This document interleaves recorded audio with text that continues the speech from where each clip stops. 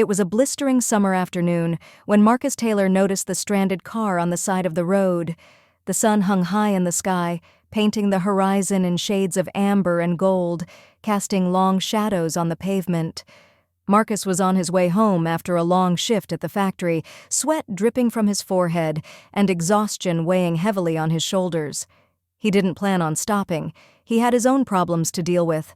But as he drove past the shiny, sleek black sedan with its hazard lights blinking desperately, something made him tap the brakes. There was a woman standing next to the car, clearly distressed. Her hands were waving in the air, trying to flag down passing vehicles, but no one seemed to notice her. Or perhaps no one cared. Marcus sighed, already regretting his decision, and pulled his truck to the side of the road. He stepped out into the heat, the asphalt sizzling under his boots as he approached her. "Ma'am, you all right?" he called out, trying to sound as non-threatening as possible. The woman turned to him, her face flushed with frustration and panic. She was younger than he expected, maybe in her early 30s, with blonde hair tied back in a messy ponytail. Her clothes were stylish but disheveled, like she'd been caught in a struggle with the unforgiving summer heat. I don't know what to do," she stammered, her voice cracking. "I have a flat tire and I don't have a jack or anything. No one will stop. I've been standing here for nearly an hour." Marcus nodded sympathetically. He had seen this kind of thing before.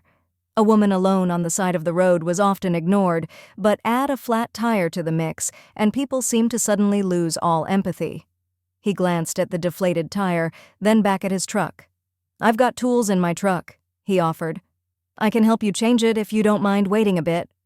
The relief that washed over her face was almost palpable. "Oh, thank you. I don't know what I would have done. You're a lifesaver." Marcus waved off her gratitude, heading back to his truck to grab the necessary tools. He wasn't doing this for thanks or recognition. It was just the right thing to do. His father had always told him that it didn't matter what color your skin was or where you came from. Helping someone in need was just part of being a decent human being. He crouched by the car and began the laborious process of jacking it up and removing the damaged tire. The woman, whose name he learned was Sarah, hovered nearby, offering to help, though Marcus could tell she had no clue what she was doing. They made small talk as he worked. She was a real estate agent, coming home from a long day of showing houses, and the tire had blown out on the highway before she even had a chance to call for roadside assistance. "You're really good at this," she remarked, watching as he tightened the last bolt on the spare tire. "Done it a few times," Marcus replied with a grin, wiping sweat from his brow. "Comes with the territory of having an old truck like mine." When the tire was finally in place, Sarah insisted on paying him, pulling out her wallet and offering him a crisp $100 bill. Marcus shook his head, refusing it. "No need for that," he said firmly. "Just be safe getting home." But Sarah was persistent. "Please, I insist. I can't thank you enough." Marcus finally relented, but instead of taking her money, he asked her to pay it forward. "Next time you see someone who needs help, don't hesitate. That's all the thanks I need." Sarah smiled at him, a genuine smile that made Marcus feel like he had done something good. She thanked him one last time before driving off into the horizon, her car disappearing in a trail of dust. Marcus watched her go, feeling a strange sense of satisfaction. He hadn't done much, but it felt good to know he'd helped someone in a moment of need. The next day started like any other. Marcus woke up early, made his coffee, and sat on the front porch of his small, worn-out house, watching the sun rise over the fields. It was a peaceful morning, the kind that made him forget about the stresses of life, if only for a moment. But then he noticed it, a black SUV slowly rolling up his driveway. His stomach tightened with a sudden sense of unease. The vehicle was unfamiliar, and it stuck out in his rural neighborhood where everyone knew each other's cars. The SUV came to a stop in front of his house, and the driver, a tall man in a dark suit, stepped out. Marcus stood, setting his coffee cup down on the porch railing. "Can I help you?" he called out, trying to mask the suspicion in his voice. The man approached, his expression unreadable behind dark sunglasses. "Mr. Marcus Taylor?" he asked, his voice calm, but with an edge to it that made Marcus instantly wary. "Yeah, that's me. Marcus replied, crossing his arms over his chest. The man nodded. "I'm here to deliver a message." "A message? From who?" "From someone who deeply appreciates what you did yesterday." Marcus's mind raced, trying to connect the dots. Was this about the woman from the side of the road? He hadn't thought much of it since then. It was just a flat tire, nothing more. The man reached into his jacket, and for a split second, Marcus's heart skipped a beat, fearing the worst. But instead of a weapon, the man pulled out a small envelope and handed it to him.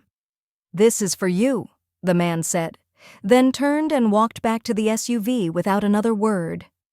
Marcus stared at the envelope in his hand, confusion swirling in his mind. He watched the black SUV pull away, kicking up dust as it disappeared down the road, leaving him standing alone in his front yard, holding a mystery. With hesitant fingers, Marcus opened the envelope. Inside was a single piece of paper, neatly folded. He unfolded it and read the message scrawled in elegant handwriting. "You helped someone important to me. This is my way of saying thank you. If you ever need anything at all, just ask. Your kindness will not be forgotten." There was no signature, no indication of who had sent it. But there was something else in the envelope, a small black card with a number printed on it. No name, just a phone number. Marcus stood there, bewildered. Who had he helped, and why did it feel like he had stumbled into something far bigger than a simple act of kindness? Over the next few days, Marcus couldn't shake the feeling of unease that had settled over him. The message, the card. It all felt surreal, like something out of a movie. He tried to push it out of his mind, focusing on his work and his routine, but the black SUV and the mysterious man kept creeping back into his thoughts. One evening, as he sat on his porch, staring at the card, he finally gave in to curiosity. He pulled out his phone and dialed the number, his heart racing as it rang. To his surprise, the call was answered on the first ring. "Hello?" a calm, authoritative voice said on the other end. Marcus hesitated for a moment. "Yeah, I got this card. Said I could call if I needed anything." There was a brief pause before the voice responded.